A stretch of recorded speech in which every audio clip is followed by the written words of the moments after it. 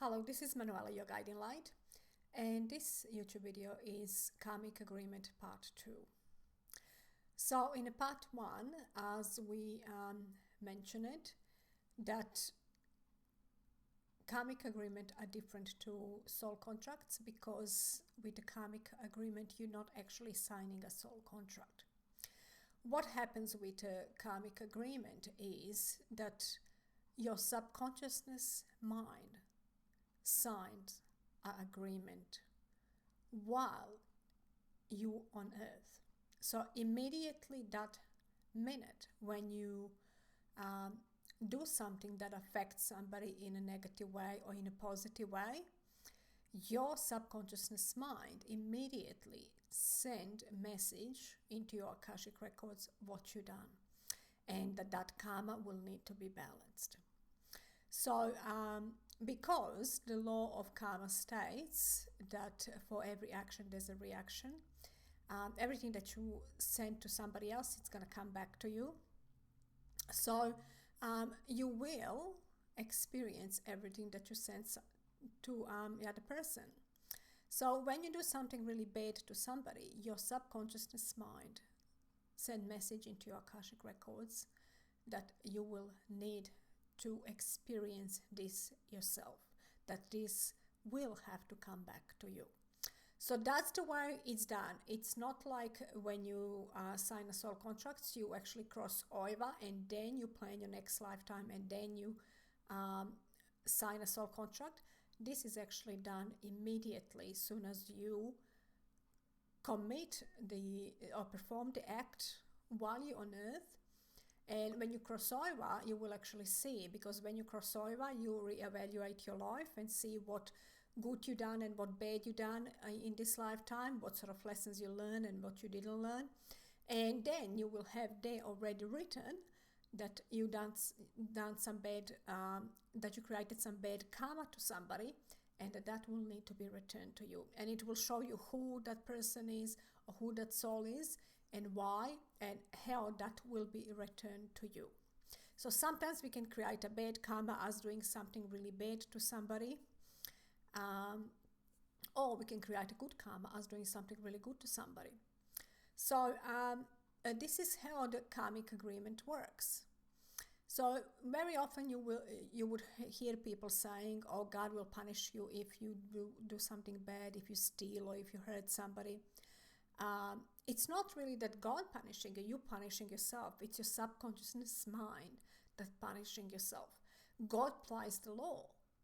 So the law of karma is there, which God placed, that everything that you do to somebody else, it comes back to you.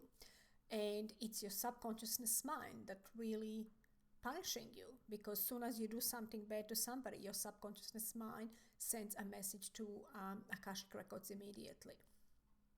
So you probably heard also that they ask what we call it unconscious people that don't feel bad when they do something. So even if they don't feel bad, their subconsciousness mind still sends a message to Akashic Records. The only difference is of the speed when the karma can come back to you. People that are conscious, we call them conscious, people that are connected, that when they do something bad, they know, they actually are aware of karma. They subconsciousness mind, they are very connected to their soul, so they feel that their soul is not happy of what they done. They don't feel proud, they're not proud of themselves, let's just say it that way. When they do something bad, they are not proud of themselves. They can feel it, they feel bad for making the other person suffer. So these people, we call them consciousness, we call them, they are connected people that are connected to their soul. So they feel emotions, they feel all their emotions and other people's emotions. So their karma come back much quicker. Their karma can be repaid immediately, almost in that lifetime. And sometimes can be very quick, in a year or a couple of months. But for those unconscious people that don't feel bad when they do something bad to somebody, that they don't feel it at all, it doesn't mean that the karma doesn't work for them. It just takes a little bit longer because they are not aware. So these are the people that are not connected to their soul. That means they have too many blockages. They are not connected to their soul. They don't feel bad when they do something for somebody else. This time, as they don't feel their negative emotions because they don't know or they don't feel that they're blocked. So they're obviously carrying a lot of negative emotions and they are completely blocked. They're completely disconnected from their soul. These people have very low energy vibration and they operate mainly from ego. So when they do something bad to them, that's okay. They don't feel bad about it. So the karma might not come back that quick, but it still does catch up with them. It could be much later before they die, or it could be in the next lifetime. That depends to their guide and depends to their soul growth as well. Usually these souls that don't feel bad when they do something bad, unconscious people, they are the ones that don't grow as a soul much. They don't evolve. So sometimes their guides are not. It's almost like they give them a little bit of leeway, I would say. They don't push them that far to actually have their karma back. They wouldn't be able to handle their karma back, to come back to them straight away. It really depends on what they done and what the soul contract was with those people. Or those souls. There's too many different factors in here to be able to actually say how quick the karma is going to come back. So people that are conscious, that are very connected, their energy vibration is higher as well. So that means the energy vibration vibrates on higher frequency. So that means when they do something, whatever they do, it reaches to Akashik Records much quicker as well. Unconscious people, they vibrate with a very low energy vibration, so it can't reach that quick as well. That's the difference as well. So you really have to be careful when you dealing with people that are actually very connected, the ones that are very sensitive. They are usually somebody that is a spiritual teacher or healer that has very open energy vibration, that has very open energy as well. They get hurt much easier. So your karma comes back to you. Depends on how not just depends how bad you actually, or to what degree you done the damage. It's to what degree the person felt. Like for example, if you hurt somebody and somebody that is strong, that actually doesn't feel that bad, it's not that bad. But if you done a little damage to somebody and that person it affected emotionally that person really badly, then the karma is going to be much worse for you. So it really depends of the other person, how they receive it, what you done. Sometimes there are people that really don't feel it, they don't care what you done, they are not emotional, it didn't affect them emotionally. So then it's not really that bad. But if the person really damaged and if it got affected really badly, damaged them emotionally and physically, then the karma is coming back always actually worse than you send it out. It's duplicates always, because the energy comes double. The energy that you send out comes back to you always double, because you receive what you send out. On the top of it, you receive from the other person energy, so it always comes back double. So we're going to try to give you a few little examples so you can understand this a little bit better. Everything is different, of course. Depends on the lessons that person that sent the karma out and the person that received the karma back as well. Depends of the soul lessons, of the soul growth. But let's just say, for example, if it comes to relationship, romantic relationship, if you were in a relationship and you hurt somebody really badly, intentionally, let's just say, for example, you cheated, you had an affair. This is a quite bad karma because it damages the person really badly, and it also affects the soul contracts as well. So if you done something like that, then it's a really bad karma. You will definitely in the next lifetime come back and reverse that. That means you will cheat on your partner. That has to be definitely coming back to person. So the person that cheated in this lifetime would feel it how it is, so they wouldn't do it again. So that's definitely coming back. If you, for example, just ended relationship, and yes, of course, you hurt the other person just by ending relationship and walking away, doing the right thing, basically letting the other person know that you don't want to be in that relationship. And yes, you did damage that person, you basically end the relationship. But you didn't create that really bad karma, you just walking away from relationship. So that it's not that bad. That type of karma, you don't have to come back and do it again.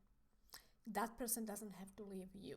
You could receive that karma back from somebody else as well. That means your next partner could leave you.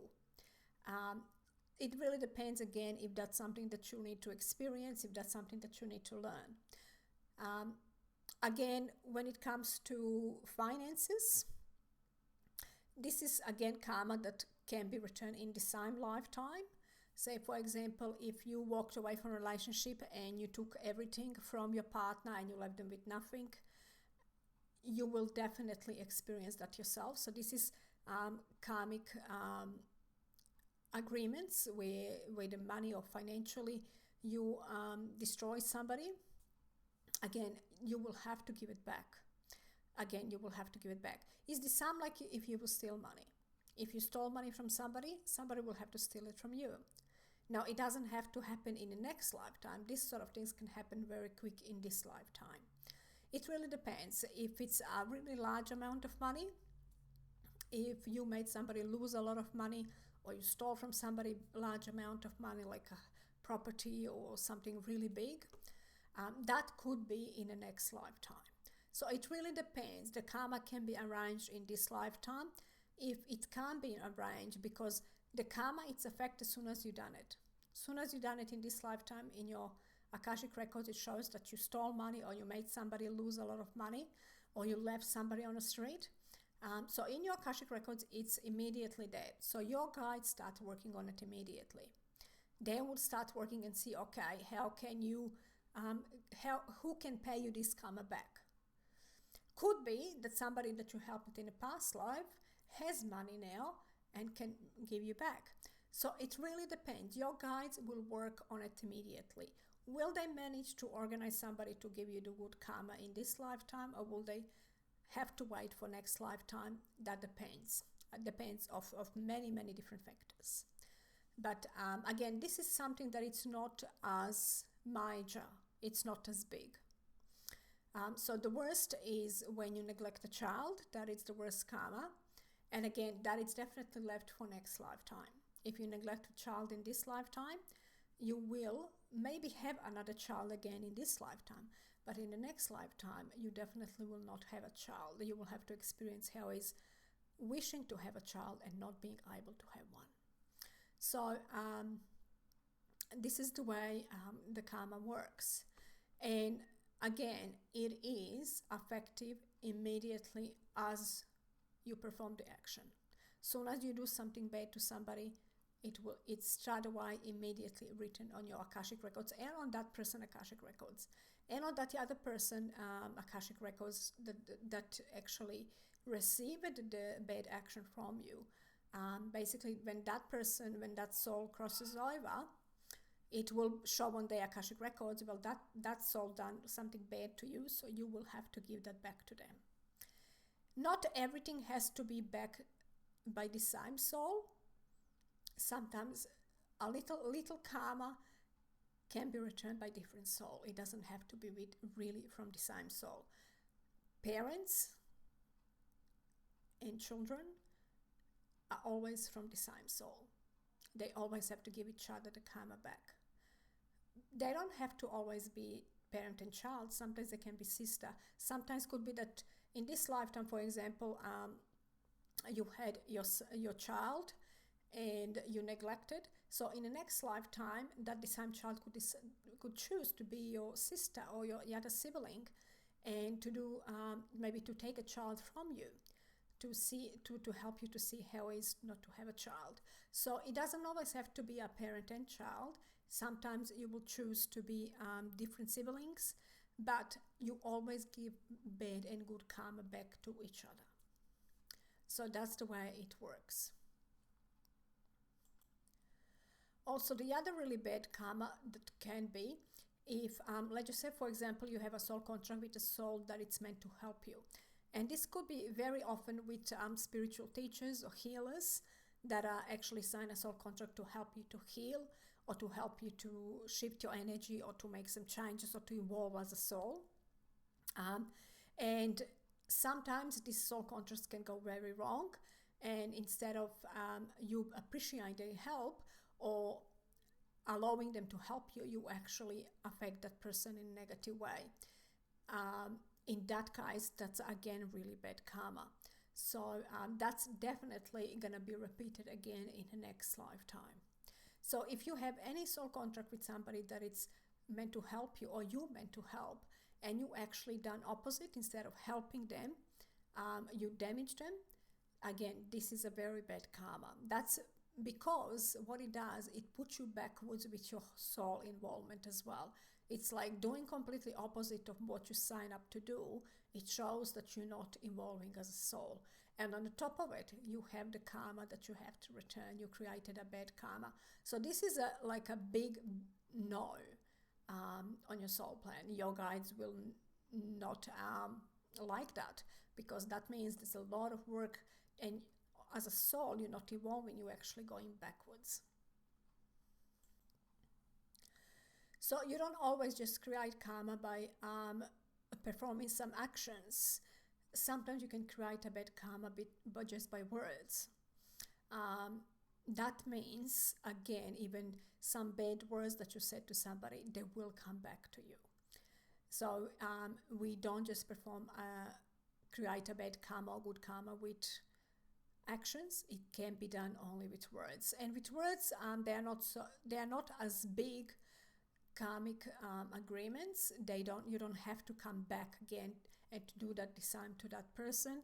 But let's just say, for example, if you use a lot of abusive language, you hurt a lot of people with your words, that means somebody else will hurt you. And this could come in the same lifetime. So basically, if you want to keep your karma in check and have a good karma always, when I'm saying good karma, that means on your soul contract, there's not much of bad karma that needs to be exchanged. You're creating more good karma, so that means you've done a lot of good things for people, good deeds. That means in next lifetime, you will have a lot of people doing good deeds for you. So that's what I mean when I'm saying creating a more good karma. So having more good karma on your soul plan, it's really, really big plus. So if you want to have more good karma on your soul plan, try really to pay attention to what you're doing, how you interact with people.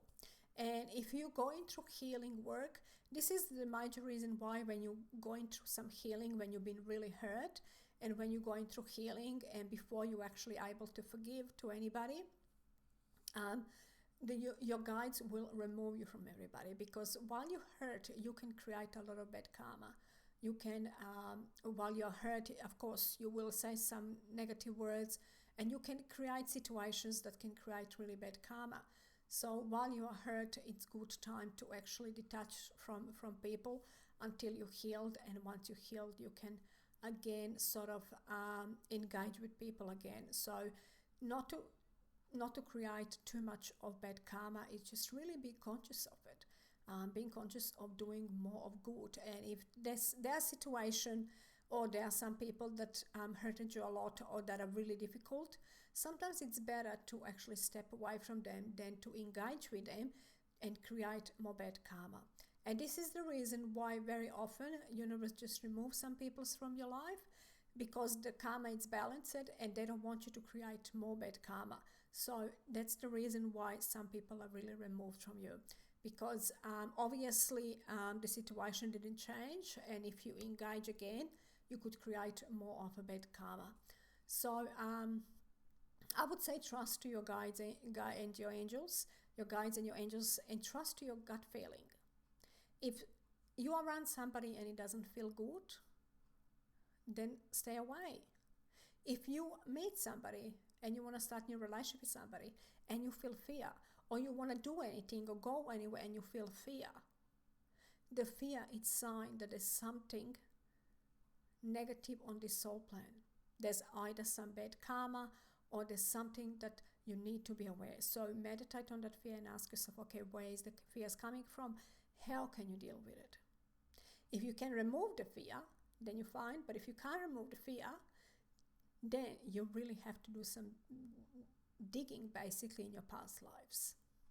The fear is always a sign that there's some major soul contracts and major karmic agreements there for you. So when you have fear, sometimes people say, yes, I'm scared, but I'm still going to do it. And I can tell you 100% that's not going to work. You're going to fail anyway. Maybe sometimes you need to fail to ask yourself, okay, why? To dig more deeper. But if you were to dig deeper before you actually do it, as soon as you feel fear, if you dig deeper, if you go into your past lives and you meditate on it and you know why you're feeling fear, you don't have to go through the failure. Because even if you have fear and you still do it, you will fail and then you will have to dig deeper. Then that's going to sort of, the failure will push you to actually dig deeper and ask yourself, okay, why did I fail? Why did I go there when I actually felt that I shouldn't?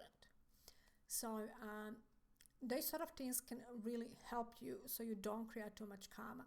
Because the key now especially is to actually eliminate the karma. That is the key. That's God's plan.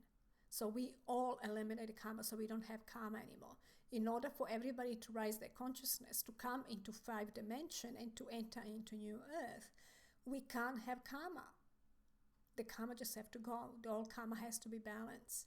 So you can't go into new earth with carrying some bad karma for you or on your shoulders or on your soul plan. You just can't have the karma on your soul plan.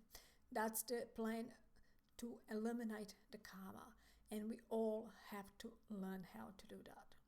So we have to be aware that everything we do to anybody else, it does come back to us, especially if that affected them really badly, either financially or health-wise. Especially health-wise, if you created somebody a lot of depression, a lot of mental illness or physical illness, you will definitely have to experience that back yourself.